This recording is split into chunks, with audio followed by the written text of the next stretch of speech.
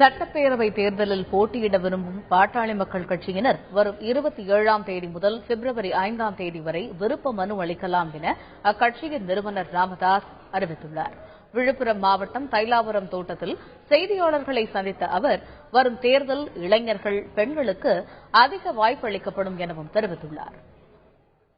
தமிழகம், புதுச்சேரி உள்ளிட்ட 2 மாநிலங்களிலும் போட்டியிட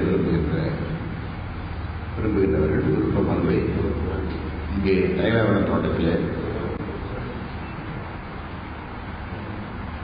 இங்கு கொடுக்கப்படுகின்ற